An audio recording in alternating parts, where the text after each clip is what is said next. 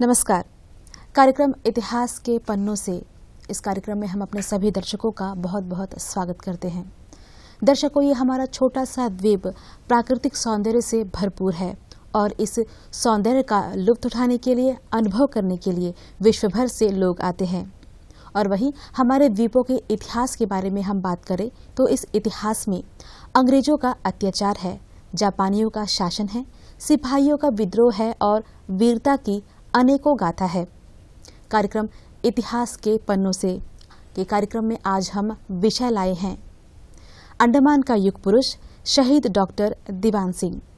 आज के कार्यक्रम में हम इनके जीवन के बारे में जानेंगे, हमारे द्वीपों के इतिहास में इनका क्या योगदान रहा, इस विषय पर चर्चा करेंगे। इस विषय पर हमें बताने के लिए, जानकारी साझा करने के लिए जो अतिथि हमारे साथ है, इन्होंने शहीद डॉक्टर दीवान सिंह के जीवन पर शोध किया है और बहुत जल्द इनकी एक पुस्तक भी प्रकाशित होने वाली है। तो कार्यक्रम में स्वागत करना चाहूंगी वरिष्ठ पत्रकार श्री राजेंद्र पाल शर्मा का। शर्मा जी, कार्यक्रम में आपका बहुत बहुत स्वागत है। धन्यवाद। जो आज का हमारा विषय है शहीद डॉक्टर दीवान सिंह, जो हमारे ये जो दीवान सिंह जी है हमारे द्वीपों के इतिहास में इतना महत्वपूर्ण क्यों है, क्यों आज हमने ये विषय चुना है, इस बारे में हमें बताइए। सबसे पहले आप सभी लोगों को धन्यवाद देना चाहता हूँ कि इतने गंभीर और इतने संवेदनशील विषय पे चर्चा करने के लिए आमंत्रित किया है जी। और यही बात डॉक्टर दीवान सिंह का अंडमान के इतिहास में, तो उनका बहुत बड़ा योगदान रहा है, न केवल इतिहास में बल्कि यहाँ के सामाजिक जनजीवन में सब बहुत। इसलिए क्योंकि देखा जाए तो मानवता का उसको दूसरा अवतार माना जाता है जी। उसने पूरी जिंदगी अपनी मानवता की सेवा में लगा दी। लास्ट में एक सत्य के लिए वो आखिरी दम तक अड़ा रहा और अपनी प्राणों की आहुति दे दी जी। शहीद डॉक्टर दीवान सिंह जी है, उनके जीवन के बारे में, उनकी शैक्षणिक योग्यताएं, उनके बारे में हम जानना चाहेंगे। डॉक्टर दीवान सिंह का जन्म 1907 में सियालकोट के एक छोटा सा गांव गलोटिया में है, जो इस वक्त पाकिस्तान में। अच्छा, ठीक है। और एक किसान परिवार के वहाँ जन्म हुआ था। उनका पिता का नाम सुरेंद्र सिंह थी, माँ इंद्र कौर थी जी। भाग्य का अजीब विडम्बना है कि 2 वर्ष के बाद में माता पिता का साया सर पे उठ गया, तो उसका पालन पोषण की पूरी जिम्मेवारी उनके चाचा सोहन सिंह के पर आ गया था जी। और उसकी जो प्रारंभिक शुरुआत स्कूली तौर का शुरुआत है तो पास के 4 किलोमीटर दूर में उसका स्कूल था। वो अपनी दादी के कंधे में सवार होकर जाता था और आता था, मतलब दादी के साथ में उसका बहुत बड़ा अटैचमेंट था जी। जब प्राइमरी स्कूल की पढ़ाई के बाद में उसका दाखिला स्कॉच मिशनरी स्कूल में हो गया जी। तो शुरुआती दौर में दीवान सिंह को लगा, दीवान सिंह बहुत ही मतलब मेघवी छात्र था, मतलब बहुत ही होनहार था और बहुत कम समय में अपने शिक्षकों और छात्रों में एक अलग पहचान मिलेगा। पर उनको भीतर से लगा कि जो मैं पढ़ाई कर रहा हूँ वो पढ़ाई नहीं है, कुछ अलग ही है। तो उसका मन में थोड़ा कुंठा हो गया। तो बहुत कुछ सोचने के बाद में डॉक्टर दीवान सिंह ने अपना जो पिता चाचा से कहा कि चाचा जी मैं स्कूल जाना नहीं चाहता हूँ। तो पूरी परिवार में क्या, पूरी पिंड में एक तरह से हड़कंप समझ किया, आखिर क्या वजह है, क्यों नहीं जाता है, क्योंकि शिक्षा बिना तो जीवन अधूरा है ना जी। तो चाचा ने बहुत समझाया कि बेटा तेरे माँ बाप का भी तमन्ना था कि इच्छा थी कि तुम बड़ा होकर तो कुछ अफसर बने, तुम ऐसा क्यों कर रहे हो। बोला चाचा जी मैं नहीं जाना चाहता हूँ। बोला ठीक है, जो क्या करना चाहता हूँ, मैं आपके साथ खेत में काम करना चाहता हूँ। उसके बाद वो बोला ठीक है। उसने सोचा कि ठीक है, छोटा बच्चा है, जब खेत का काम में देखेगा तो मेहनत लगेगा तो अपना आप वो छोड़ देगा। बोला ठीक है। तो रोज़ सुबह अपने चाचे के साथ खेत में चले जाता था, लेकिन पढ़ाई छोड़ा नहीं, अपना बस्ता लेके जाता था, अपनी किताब पढ़ता था। तो प्रकृति से उसका प्रेम हो गया धीरे धीरे, हरियाली देखता था, चिड़िया के चेहरे देखता, मन उसको बहुत अजीब लगा, मतलब कई तरह से ख्याल आया। तो जो स्काउट मिशन के जो टीचर थे वो उससे संपर्क में थे, मनाते थे कि तुम आ जाओ किसी हालत, तुम्हें कोई कुछ नहीं खाएगा, लेकिन नहीं माने। फिर भी जो टीचर थे वो उनको किताब ला के देते थे ताकि उसका पढ़ाई जारी रहे जी। 2 साल के बाद में दीवान सिंह को लगा भीतर से कि शिक्षा के बिना जीवन अधूरा है जी। फिर दोबारा उसी स्कूल में गया, उसी दाखिला लिया, तो उसका बहुत अच्छा स्वागत किया।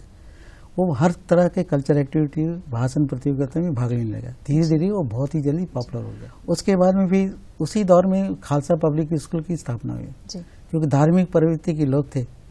तो दादी ने उसका एडमिशन खालसा पब्लिक स्कूल में कराने के, खालसा पब्लिक स्कूल में कराने के बाद में इसी दौरान उसको ईसा मसीह से बड़ा लगाव हो गया था।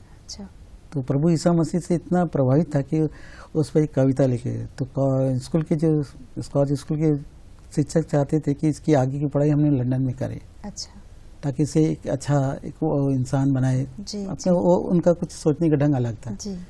तो वो चीज़ उनका दादी को पसंद नहीं था। दादी सोचते कि उसको ऐसा, दादी को लगा कहीं वो धर्म ना बदल दे, अच्छा, तो इसलिए वो उन्हें खालसा पब्लिक स्कूल में डाला। वहाँ से अपनी पढ़ाई करने के बाद में उनका एडमिशन हुआ आगरा मेडिकल कॉलेज में। अच्छा, आगरा मेडिकल कॉलेज में जो एडमिशन हुआ उसी दौरान में उनका विवाह हो गया इंद्र कौर से। अच्छा, इत्तेफाक क्या है कि इंद्र कौर उसकी माता का नाम था, इससे इसके बहुत अटैचमेंट हो गया जी। 1990 में उसने अपनी डॉक्टरी की पढ़ाई पूरा करने के बाद आगरा मेडिकल कॉलेज में क्या था, उन दिनों स्पेशली फौजी डॉक्टरों को ट्रेनिंग दी जाती था, जिसमें वो शामिल हो गया। तो फर्स्ट पोस्टिंग जो है रावलपिंडी में हुआ उनका 1990 में जी। तो उनका पोस्टिंग हो गया। फिर वो अपना एज ए फौजी डॉक्टर बन के अपना ड्यूटी ज्वाइन किया। उसके बाद में फिर अफगानिस्तान, वजीरिस्तान, जी, बहुत सी जगह में उसका तबादला होता गया। लास्ट में डकसाई बल्कि जगह था जी, जो इस वक्त हिमाचल प्रदेश में है, अच्छा, पहाड़ी इलाका। जी, जब डकसाई आया तो उसको लगा कि वहाँ का पहाड़ी लोगों का जीवन बहुत ही अजीब हो गया, गरीबी में जूझ रहे हैं, अंधविश्वास को पाले। तो अपने ड्यूटी के समय उनकी बात चाहता था, उनको एजुकेशन के लिए उनके कल्याणकारी काम करता था। धीरे धीरे डकसाई के लोगों में, पहाड़ी लोगों के बीच में बहुत ही पॉपुलर हो गया। अच्छा, मतलब उसे देवता की तरह मानने लगे। जी, इसी बीच में काश्मीरी मुस्लिम परिवार भी वहाँ रहता था, जिनका साथ में उनका परिवार का अच्छा संबंध था।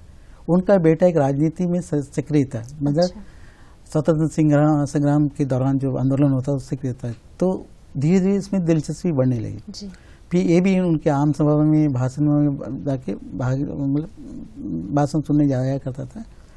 महात्मा गांधी से बहुत ही प्रभावित थी, उसके सत्य अहिंसा विचारधारा से बहुत ही प्रभावित था। वो हमको उनके लिए एक अलग जगह बन गया। एक बार क्या हुआ, उनसे रहा नहीं गया, वो खुद जाके मंच में चढ़ गए और अंग्रेज़ों के बारे में उसने कहा कि हमें भी आज़ाद रहना है, हर इंसान को आज़ादी चाहिए, जी, आखिर हम कब तक की गुलामी के साथ रहे। जी, एक फौजी डॉक्टर का बोलना अंग्रेज़ों को बर्दाश्त नहीं हुआ। सबको लगा कि इससे क्या, डकसाई में पूरा एक हड़कंप समझ गया। लोग सोचे पता नहीं अब डॉक्टर दीवान सिंह के साथ अंग्रेज कैसा करेंगे। जी, एक हफ्ता के बाद में डॉक्टर दीवान सिंह को अरेस्ट कर लिया गया। उसे कसौली में बोल के जगह है जो हिमाचल में, वहाँ की अदालत में वहाँ छावनी में रखा गया। फिर इसके मिसेस को बुलाया गया, आप रहिए, इनके साथ कोई प्रॉब्लम नहीं है। फिर कसौली की अदालत में उनका पर मुकदमा चला, अच्छा, लेकिन पुख्ता अभाव के चलते उनको रिहा कर रहा। अच्छा, उनकी रिहाई अंग्रेजों को रास नहीं आया। जी, और उसके बाद तबादला का दौर शुरू हो गया। वहाँ से उठा के डकसाई से लेके उनको लाहौर किया, फिर आसपास के क्षेत्र में करते करते लास्ट में उन्होंने क्या किया, रंगून भेज दिया। अच्छा, उसलिए भेजा कि ये डॉक्टर दीवान सिंह कहीं क्रांतिकारी विचारधारा से ना जुड़ जाए, जी, अंग्रेजों को लगा था। इसीलिए क्या है, उनका तबादला होता गया। लास्ट में जब रंगून गया तो रंगून में बड़ा अजीब लगा कि एक नया देश, नया परिवेश। उसको ये अच्छी बात लगी कि उनके साथ सिख कम्युनिटी थी, जी, तो ये जहाँ भी जाते थे ना, जहाँ भी तबादला होता तो वो गुरुद्वारा से बराबर टच में रहते थे। जो सिख धर्म के वो एक पक्का अनुयायी थे। जी, तो वे वहाँ रंगून में गुरुद्वारा में जुड़े, भजन कीर्तन वगैरह करते करते 1-2 साल लगने के बाद में अचानक उनका तबादला का एक आदेश जारी हुआ कि आपको अंडमान भेजा जा रहा है। अच्छा, जी, तो 1925 में जी, वो अंडमान आ गए। जी, ठीक है जी। तो शर्मा जी, जो दीवान सिंह जी इतने प्रतिभाशाली थे, जहाँ भी उनका तबादला हुआ वहाँ पर उन्होंने जनमानस से संपर्क स्थापित किया और बहुत ही एक्टिव तौर पर उन्होंने अपने विचार लोगों तक पहुँचाए। अब जब उनका अंडमान आना हुआ, तब अंडमान में उन्होंने किस तरह के कार्य किए?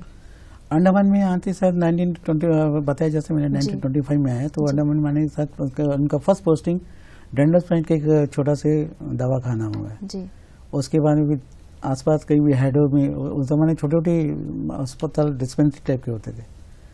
बाद में उनको सिल्वर जेल का जो अस्पताल वहाँ नहीं किया। अच्छा, डॉक्टर दीवान सिंह इसलिए खुश थे, जी, उनको लगा कि मैं आज़ादी के क्रांतिकारी से मिलना चाहता है, इसलिए अंडमान माने की उन्हें बहुत इच्छा था। और जानते हो, बचपन से शेर शायरी करते थे। अच्छा, तो उन्होंने अपना नाम जो है, अपना नाम डाला काला पानी। अच्छा, तो काला पानी के चलते वो काफ़ी पॉपुलर हो गई। मतलब उसकी कविताएं जो छपती थी पंजाब साहित्य में बहुत पढ़ा, तो पत्र पत्रिका में चलते। जब जेल में आया तो उन्होंने देखा कि जेल का जीवन बहुत नरक है, क्रांतिकारियों को बहुत टॉर्चर किया जाता है।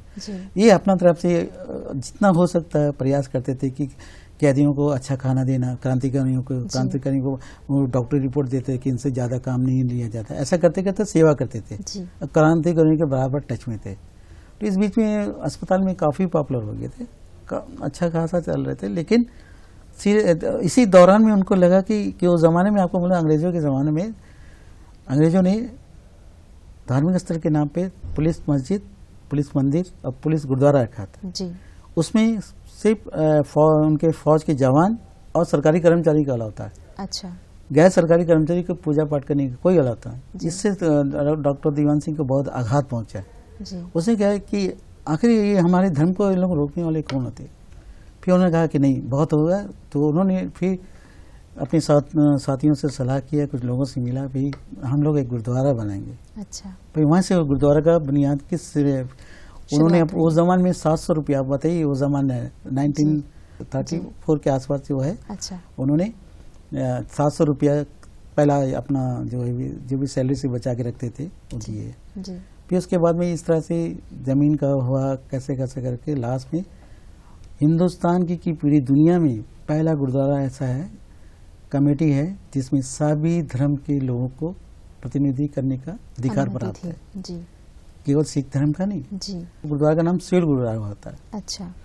बाद में वो गुरुद्वारा एक तरह से एकता और भाईचारा का मिसाल बन गया था। अच्छा। अच्छे अच्छे कार्यक्रम होता थे, लंगर लगता था, लोग भोजन का, लोग दूर दूर टापों से लोग आते थे, उनको ठहरने के लिए जगह था, मुसाफिर खाना बनाया उन्होंने। अच्छा। फिर और लेडीज लोगों के लिए काम के लिए ट्रेनिंग दिया था, मतलब सिलाई विलाई, पढ़ाई का काम किया, हर भाषा में पढ़ाई की, मतलब पढ़ाई के शिक्षा का बहुत ही बड़ा मुहिम चलाया, खेल कूद का भी किया, सब लाइब्रेरी भी बनाया। मतलब डॉक्टर दीवान सिंह का गुरुद्वारा एक बहुत ही पॉपुलर हो गया जी। तो उसकी ये सेवा देखते हुए यहाँ के लोगों ने भी काफ़ी ज़मीनें उनको कुछ कुछ अनुदान किया है, जो आज भी है जी।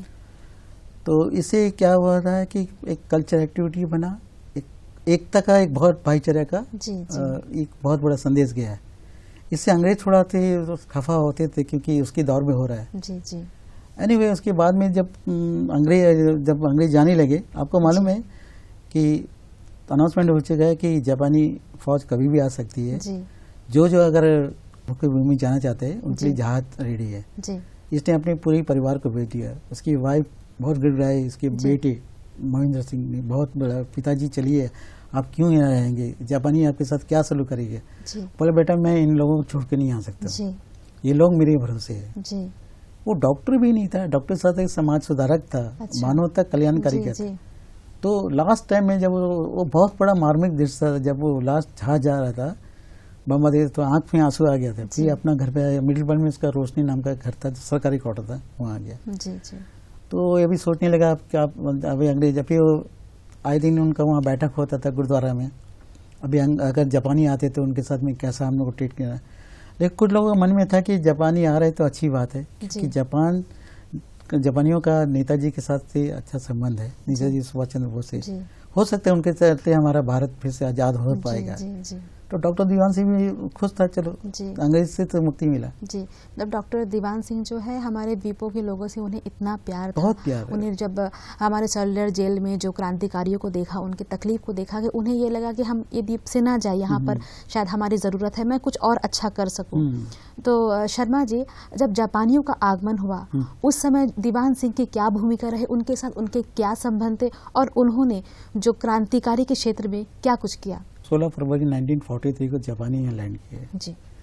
तो जेटी में डॉक्टर दीवान सिंह और उनके साथी के स्वागत किया गया। टोटम जापानी जो कर्नल बूचो था, तो बूचो को बताया कि यहाँ पे सबसे पॉपुलर आदमी, लोकप्रिय आदमी है डॉक्टर दीवान सिंह को जी।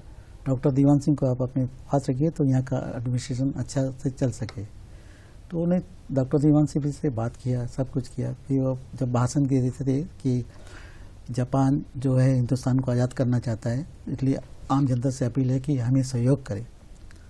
फिर डॉक्टर दीवान सिंह ने को भी भाषण करने दिया, तो डॉक्टर दीवान सिंह ने एक ही बात की कि आज़ादी मेज में परोसा नहीं जाता है, आज़ादी के लिए संघर्ष करना होगा। ये बात कर्नल बूचो को खराब लगा कि हम सपोर्ट करते। लेकिन एनीवे उसके बाद उन्होंने सबसे पहले डॉक्टर दीवान सिंह को, अच्छा इस बीच में रोकना चाहता है फिर में, क्योंकि 1927 में उनका रेजिमेंट को भंग कर दी गया। अच्छा। तो भंग करने के बाद में 1927 को जब भंग कर दिया तो फिर वो सिविल डॉक्टर फौजी डॉक्टर्स के लिबास से हट गया था। जी। एनीवे हम फिर से आते हैं टॉपिक पे। तो उन्होंने चीफ मेडिकल ऑफिसर बनाया गया। उसके बाद में हर बड़े बड़े जो पद थे उससे दिया ताकि एडमिनिस्ट्रेशन अच्छा से चले। पीस कमेटी का चेयरमैन बनाया गया। कई तरह से जापानी चाहते थे कि डॉक्टर दीवान सिंह को साथ लेके चले। अब डॉक्टर दीवान सिंह उन्होंने हर तरह से उनको मदद करने लगा। उनको लगा चलो इसी चक्कर से मैं लोगों की और सेवा कर सके। बट जैसे ही डॉक्टर दीवान सिंह को चीफ मेडिकल ऑफिसर बनाया तो उनके कुछ सहयोगी उनसे नाराज हो गए। अच्छा। अब फिर वो षड्यंत्र का दौर शुरू हुआ है उनके खिलाफ तरह तरह के। फिर क्या हुआ कि जापानियों को एक ज़माने में कोरिया से कंफर्ट गर्ल बुलाते थे अपनी फौजी की मनोरंजन के लिए। डॉक्टर दीवान सिंह से बोला कि गुरुद्वारे में ही उन औरतों को रखा जाए। डॉक्टर दीवान सिंह ने इनकार कर दिया। यहाँ से जापानी अफसरों का व्यवहार में चेंज आना चाहिए। अच्छा। वो बोला ये पवित्र स्थान है, यहाँ पे हम किसी महिलाओं को नहीं रखना चाहते हैं जो मनोरंजन के लिए आप कोरिया से लेके आते। तो इसको लेके काफ़ी वाद विवाद है। अच्छा। फिर डॉक्टर दीवान सिंह देखा कि कई लोगों को बेकसूर जासूस में उनको पकड़ के यातना दी जा रही है। अच्छा। ये हर बार चले जाते थे उनको पैरवी करने के लिए। तो जापानियों को लगा कि ये कुछ ज़्यादा ही हो रहा है। ये चलता रहा। इस बीच इसका खिलाफ में षड्यंत्र चलता रहा। उस पर कई तरह के एलिगेशन लगाते गए, कई तरह से हो गए। एक बार एक मीटिंग में कर्नल बोचे ने कहा कि पुलिस अफसर बोला वही अंग्रेज का जासूस का, क्योंकि वो टाइम अंग्रेजों का जासूस ने काफ़ी हावी जो किया था। वो खुफिया जासूसी करते थे और उसके वजह से उनका जितना भी बम्बार्ड होता था प्लेन के द्वारा। तो एक मीटिंग में उनको बोला, इनडायरेक्टली बोला कि जासूस तो हमारी बीच में बैठा है कर्नल बोचो। मतलब इशारा करते हुए डॉक्टर दीवान सिंह। डॉक्टर दीवान सिंह लगा कि अब मेरा समय आ गया। धीरे धीरे करके भी ये चलता रहा और इसको लेके काफ़ी अफरा तफरी का माहौल था। जी। उनको 23 अक्टूबर को 1943 को अरेस्ट कर लिया। अच्छा। गिरफ्तार इसलिए किया गया कि उनका पर एलिगेशन लगाया कि आप अंग्रेज के जासूस हैं जी। और आप मेडिसिन का ब्लैक मार्केटिंग करते थे। अच्छा। क्योंकि जब बहुत क्राइसिस हो गया था ना तो जापानियों ने कह रहा आम पब्लिक के लिए मेडिसिन रोक दिया था। डॉक्टर दीवान सिंह उसका खिलाफ खड़ा हो गया। बोला वो भी इंसान है, आप ये भी इंसान है, आप आम जनता के लिए मेडिसिन कैसे रोक सकते, उन्हें भी जी जाते जी। वो चीज़ जापानियों को पसंद नहीं जी। 1920 वही जो जब उनको गिरफ्तार करके लेके जब सुबह सुबह निकले थे अपने हॉस्पिटल से जी। तो अपने जो असिस्टेंट था मिस्टर पिंटो, जो एक सेबास्टियन पिंटो जो थे कंपाउंडर थे, उनको कहा कि मैं मरीजों के लिए राशन लेने जा रहा है। अच्छा। जब राशन लेने निकला तो उनको अरेस्ट कर लिया गया। अच्छा। फिर उनको सेलर जेल में डाल दिया गया। फिर वहाँ टॉर्चर का दौर शुरू हुआ, अत्याचारों का दौर का पता हुआ अंग्रेजों को चांस हुआ। उनके साथ जो अत्याचार हुआ वो मैं वर्णन नहीं करता शब्दों में। इतना मार्मिक था। उनके पूरे जिस्म को जला दिया गया, इलेक्ट्रिक शॉक दिया गया, मतलब इतना मतलब बहुत ही बुरा हालत था। लास्ट तक तो ऐसा नौबत आ गया कि उसके बाल तक काटे। जब बाल काटने गए तो वो बोला ये पाप मत करना जी। इतना ही नहीं कि उसकी एक मुँह बोली बेटी थी केसर कौर जी, उसको उसका सामने लेके उसको बहुत यातना दी। अच्छा। तो वो बोला इसको छोड़ दो, मैं स्वीकार करता हूँ मैं जासूस, लेकिन इसको छोड़ दो। बोला ऐसा नहीं है। फिर वो लेडी बोल दी कि मेरा पापा कभी जासूस नहीं हो सकते। वो अपना बाप की तरह उसका प्यार करती थी। हमेशा बोलते नहीं मेरा पापा कभी ऐसा नहीं है, अंग्रेजों को जासूस हो ही नहीं सकते जी। लेकिन जापानी नहीं मानते थे जी, क्योंकि उसके खिलाफ इतना बड़ा षड्यंत्र किया था। लास्ट में एक जापानी अफसर जो आया 13 जनवरी 1944 में रात के समय आया, एक बड़ा सा रॉड लिया, रॉड लेके उसका सर पे मारा और वही मर गया। ऐसे उनकी मृत्यु हो गई जी। सुबह 4 बजे एक बैलगाड़ी आता है, रामदीन बोल के वो तो बैलगाड़ी का तो चालक था, उसका शव को लेके जाता है, कंबल में लपेट के, लाल और कंबल में लपेट के लेके जाता है जी। और झंडी घाट में जाकर पेट्रोल डाल के जला जाता है जी। इस तरह दर्दनाक अंत हुआ है दीवान सिंह जी। शर्मा जी, जो दीवान सिंह जी है उनको पंजाब सरकार द्वारा फ्रीडम फाइटर के तौर पर उन्हें कब घोषित किया गया? मैं पंजाब सरकार द्वारा फ्रीडम फाइटर से पहले मैं आपको बतलाना चाहता हूँ। आपको शायद पता होगा कि यहाँ पे इकबाल सिंह बल्कि एक डायरेक्टर आए थे जी, जो दिल्ली से ट्रांसफर हो गए थे आकाशवाणी के। जब वो आए थे डॉक्टर दीवान सिंह के गुरुद्वारा भी गए तो उनको लगा कि डॉक्टर दीवान सिंह एक बहुत बड़ा महान हस्ती है, तो उन्होंने उसका शोध कार्य शुरू किया, पूरे इसके जीवन के बारे में, इसके लिटरेचर के सारा करने के बाद में बहुत बड़ा एक फिर स्टेट गवर्नमेंट से कांटेक्ट किया गया, कई लोगों से बात किया, पंजाब सरकार को बताया गया। इसमें मेन कंट्रीब्यूशन अगर देखा जाए तो आज हम जो बैठे हैं ना इकबाल सिंह की वजह से। इकबाल सिंह ही पहला शख्स था जिसने पूरी दुनिया को बताया है कि मानवता का तर्क कौन होता है। अगर इकबाल सिंह नहीं करता तो शायद हम भी नहीं कुछ पाते। तो उन्होंने एक दस्तावेज तैयार किया। जब ये पंजाब सरकार को बोला, पंजाब की जनता को मालूम था, पंजाब की जनता ने फिर इस पे दबाव डाला राज्य सरकार को कि उसे फ्रीडम फाइटर डिक्लेयर किया। तो 1970 के आसपास डॉक्टर उस समय के गवर्नर सिद्धार्थ शंकर रॉय ने उसे ऐसे फ्रीडम फाइटर डिक्लेयर किया गया। और उसका श्रेय वहाँ के कैबिनेट सचिव या बिश्नोई को जाता था। और इसी तरह उनको फ्रीडम फाइटर डिक्लेयर किया और एक मान्यता दी, सम्मानित किया गया। और आपको जान के आश्चर्य हुआ है, उसका जो बड़ा बेटा महेंद्र सिंह इसी डिग्री कॉलेज में प्रिंसिपल बन के आया था। अच्छा। जब एन इकबाल सिंह यहाँ पे आकाशवाणी का डायरेक्टर हुआ करता था। तो कई लोगों से मिला महेंद्र सिंह ने, कई लोगों ने बताया, सवस्ती ने बताया कि आपके पिताजी के साथ बहुत बड़ा बेइंसाफी हुआ है, अन्याय हुआ है, हम लोग कुछ नहीं कर सकते। वो टाइम का जेलर वहां भी बताया, हम लोग देखते रहे, कुछ नहीं करने में बेबस लाचार थे। उन्होंने कहा कि मेरा पिता ने जो भी किया है वो अपनी मानवता के लिए किया, इससे ज़्यादा हम लोग क्या कर सकते हैं। जी। तो शर्मा जी, आप शहीद डॉक्टर दीवान सिंह के जीवन पर आप एक पुस्तक लिखने जा रहे हैं, उसकी तैयारी चल रही है, आपने बहुत कुछ शोध किया है उनके जीवन के बारे में। तो इस पुस्तक के बारे में हम आपसे जानना चाहेंगे कि आपने कितनी मेहनत की, किस तरह से जो आपने जानकारी इकट्ठा किया इस किताब को लिखने के लिए। देखिए, मैं बेसिकली देखा जाता है ऐसे पत्रकार होने के साथ लेखक भी हो। मैंने 1980 में अनुमान कल किताब लिखा था। उसके बाद कई पब्लिकेशन किया, लोक कथा, बहुत सी किताबें पब्लिकेशन किया। तो इसी दौर में मैंने जब डॉक्टर दीवान सिंह को देखा, मतलब उसकी किताब को पढ़ा, मुझे लगा कि एक चीज़ मिस हो रहा है मेरे से। क्योंकि ये चीज़ ये इस शख्स को मेरे को भी लाना चाहिए। आपको जान के हैरान हो, पहली बार हिंदी में किताब आ रही है। अच्छा। और मैंने इसके लिए 5 साल तक मेहनत किया, उसकी जीवन के बारे में, उसकी लिटरेचर के बारे में, उसके बारे में एक एक चीज़ को मैंने जानने की कोशिश किया। जाहिर सी बात है, इसमें मेरी पत्नी श्रीमती कृष्णावेणी का भी बहुत बड़ा योगदान रहा। तो सबसे बड़ा बात मैंने लगा कि आपको मालूम है कि कई लोग, हमारी नई पीढ़ी को तो पता ही नहीं है, लोग देखते हैं डॉक्टर दीवान सिंह गुरुद्वारा है, और आपको मालूम है सिख धर्म में किसी के नाम पे गुरुद्वारा नहीं है।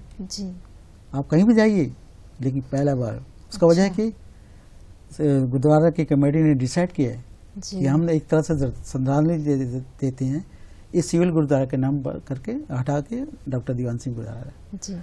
तो मेरे को लगा कि मेरी आत्मा में लगा कि कुछ करके जाना है, अगर नहीं करा तो एक तरह से मेरे साथ अन्याय होगा। तो इसलिए मैंने 4 साल 5 साल लगाया, अध्ययन किया, सब कुछ किया, खासकर उसके लिटरेचर में। और उसके लिटरेचर बोलने से आप पंजाबी भाषा में जो लिखते थे ना लिटरेचर, कविता, वो एक आम जिंदगी से, आम जीवन से जुड़ा हुआ होता था। और पंजाबी साहित्य में उन्होंने एक नई परंपरा शुरू की, आतुकानवाद का, जो आज तक नहीं किया। तो उसको बहुत बड़ा क्रेडिट जाता है दीवान सिंह का। तो ये कई तरह से देखा जाए कि दीवान सिंह मेरे जीवन के लिए एक प्रेरणा स्रोत बन के आए। तो मैंने कहा कि इसके बारे में लिखना चाहिए। मैंने बहुत सी किताबें लिखी, लेकिन इसको सच को अगर छोड़ दिया था तो नहीं हो गया। यही वजह है कि मैंने एक किताब लिखा और बहुत जल्दी आगरा से पब्लिकेशन हो रहा है। और मैं चाहता हूँ कि ये किताब जन जन तक जाए, ताकि लोगों को पता चले, हमारी नई पीढ़ी को पता चले कि डॉक्टर दीवान सिंह कौन थे, क्या थे, इसका क्या समाज में क्या कंट्रीब्यूशन था। एवं तो मैं सभी लोगों को चाहता हूँ, समाज के सभी वर्गों को चाहता हूँ कि उसके बारे में अध्ययन करे, जाने। जी, इसके प्रकाशन में शहीद डॉक्टर दीवान सिंह के परिवार से कोई सदस्य को जुड़ने की संभावना है? हम लोग कोशिश कर रहे हैं कि इसकी जो महेंद्र सिंह, जो उसके बड़े बेटा जो भी है, वो उसका पत्नी अभी चंडीगढ़ में है। अच्छा। तो हम सोचाते हैं कि आगरा में हम करना चाहते हैं। हमारी दुर्गुजीत सिंह की एक सामाजिक संगठन है, चेतना इंडिया बोल के, उसके अंडर में करना चाहते हैं। कोशिश कर रहे हैं कि उसकी भाव को बुला के सम्मानित करें और उसकी अध्यक्षता में कार्यक्रम में, अगर ऊपर वाला ने सही तरह से चाहा तो। हमारे कार्यक्रम का वक्त हो चला है। जो हमारे जो युवा पीढ़ी है, जो हमें देख रहे हैं, आप अपनी तरफ से उन्हें क्या संदेश देना चाहेंगे? हम अपनी युवा पीढ़ी, खासकर अंडमान में जन्मे लोगों से, जो इस धरती में जन्मे, उनसे एक ही विनती करता हूँ, अब हमारे अपने इतिहास को पढ़िए, जी इतिहास को जानिए, क्योंकि इतिहास के बारे में कई गलत सलत धारणाएं आ चुकी है। जी जितना आप इतिहास को जानेंगे, पढ़ेंगे, और यहाँ के लोग, यहाँ कई कई महान संत पैदा हुए, कई महान संत अपना योगदान करके चले गए, उन्हें जानिए, तभी तो आपको पता चले कि हम शहीदों की धरती पे, और हम तो एक तीर्थ स्थल पे, हमें तो गर्व होना चाहिए हम अंडमान में पैदा हुए, क्योंकि हमारा तो एक बहुत बड़ा क्रांतिकारी का। लेकिन क्या करें, आज की भाग दौड़ की ज़िंदगी, विलासिता के दौर पे कौन किसको याद करता है। बट हम अपनी युवा पीढ़ी से यही अपील करना चाहिए, जी ज़्यादा से ज़्यादा यहाँ के लोगों के बारे में जाने, यहाँ के साहित्य के बारे में जाने, यहाँ के इतिहास के बारे में जाने। जी आप सेलूर जेल के अलावा भी कई ऐसी जगह ऐतिहासिक जो छूट गई है, जी उनको जानिए। वाइपर आइलैंड का जो पहला जेल है, जिसमें कई राजा महाराजाओं को लाकर बंदी बनाए गए, उन्हें भुला दिए गए।